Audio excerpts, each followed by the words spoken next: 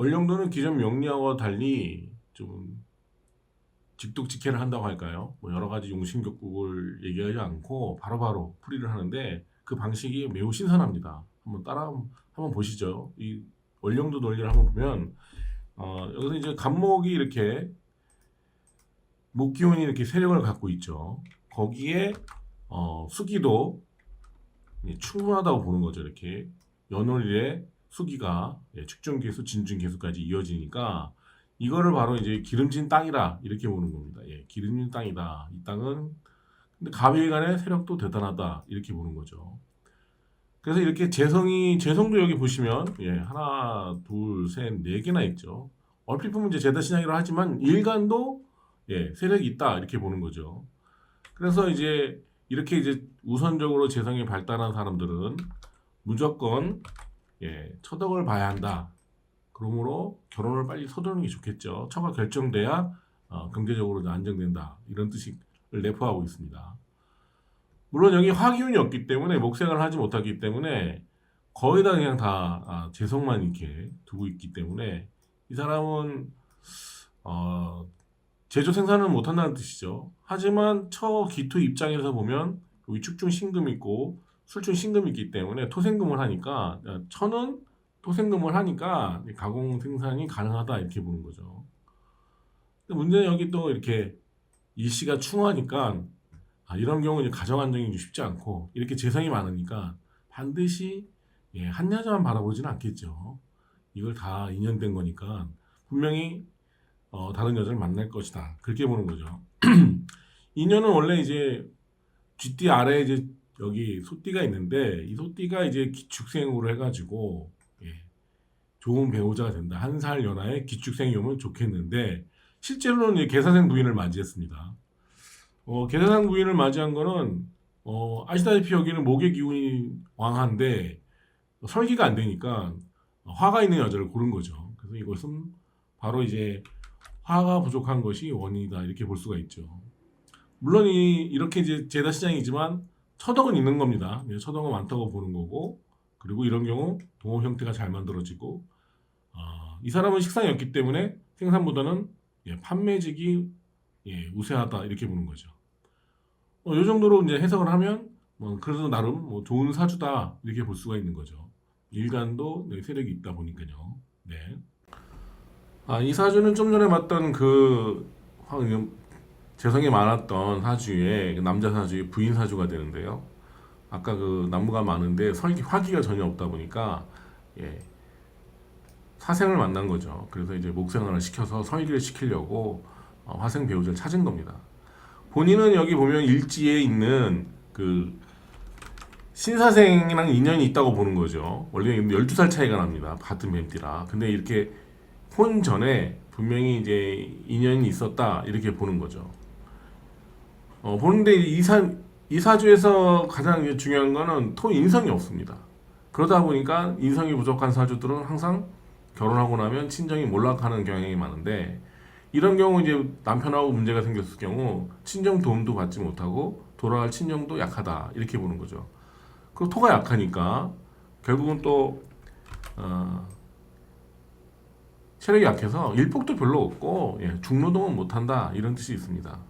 그리고 이제 크게 사주가 화가 금을 공격하는 이런 구조로 돼 있다 보니까 지지는 다 목화국이죠. 그러다 보니까 이런 경우 이제 금전손실이나 건강 문제가 모두 위험하다 보는 거고 이렇게 경금신금이 천간에 있는데 지지에 화국이 펼쳐지면 항상 폐, 대장, 치질에 관련된 질환에 잘 노출된다고 볼 수가 있겠습니다.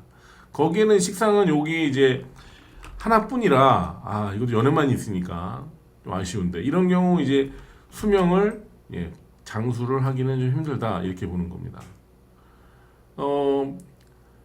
또 이제 명리학의 그 원령도에서는 이 화를 뭘로 보냐면 이제 총알로 보고 금을 무기로 봅니다. 총으로 봅니다. 그러니까 싸울 일도 많고 다툴 일도 많다. 그래서 사주에 화금뿐이다 이러면 이번 싸움 대장 나셨네 이렇게 보시면 되는 겁니다. 사주는 이 정도로 풀이해 볼 수 있겠습니다. 이 사주에서 보면 이 관성이 딱 하나가 있죠.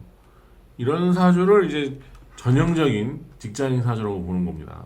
이런 사람들 나중에 이제 직장 퇴사하면은 여기 시에 관이 없죠. 그렇기 때문에 이게 첫 직장이자 마지막 직장입니다. 보통 이게 관성이 하나만 있는 경우에는 평생 직장이라 생각하고 그 직장 그만두면 이제 그때부터 다른 직장 알아보지도 않습니다. 여기 보시면 또 상관 기능이 있으니까 결국은 상관에 의존하여 먹고 사느니 백수가 된다 이런 뜻이 있죠. 그리고 또 특이한 점은 이 사주에서 그 원룡도에서는 연월은 이제 연월에 있는 재성은 연상으로 보고 일시에 있는 재성은 연화로 봅니다. 근데 희한하게 물론 여기 인중무토, 신중무토는 있지만 이거는 이제 지장간인 거니까 약한 거고 이 미토가 귀인에다가 연에 있지 않습니까?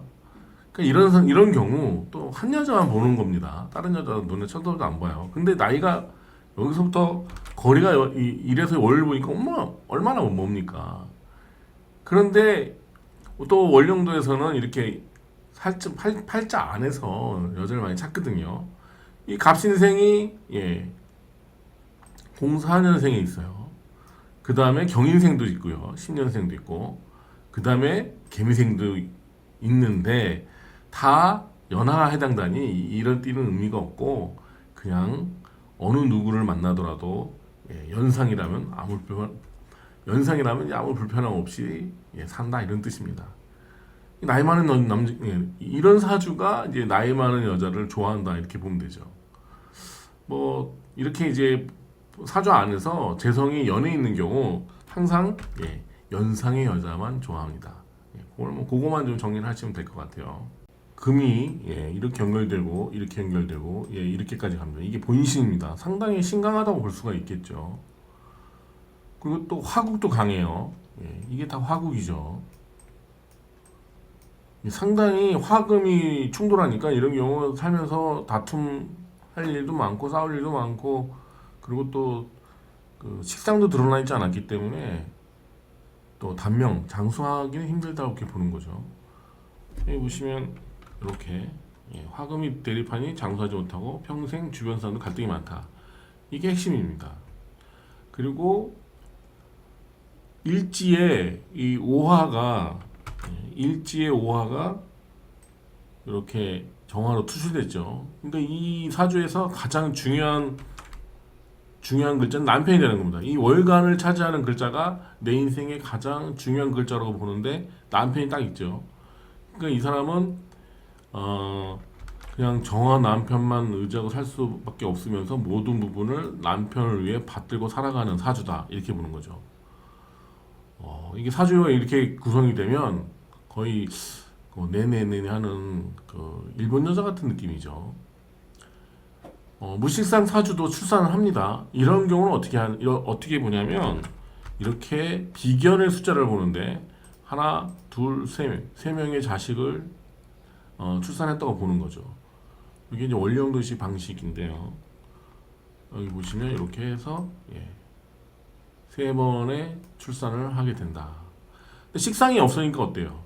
사람들에게 베풀지 못한다 이 뜻이죠. 식상이 많으면 밥 사는 것도 좋아하고 사람이 좀 이렇게 좀 유하고 부드럽죠. 근데 식상이 없다 보니까 거기에 이제 총과 화약밖에 없으니까 거의 싸움닭이라고 보면 되는 거죠. 남편한테만 깍듯하게 하고 나머지들은 이제 국물도 없다는 뜻이죠. 그래서 무식상이라 주변과는 화목하지 못하고 베풀지 못하면 동기가 아니라 친척 간에도 소홀하다 이렇게 보는 겁니다. 상당히 이제 여기 나무가 한 그루 있긴 한데 이게 또 인호합으로 화목이 되니까 이 나무가 없는 사주들은 휴식이 없습니다. 늘 긴장 상태라는 거죠. 쉽지 않은 사주라고 볼 수가 있겠습니다.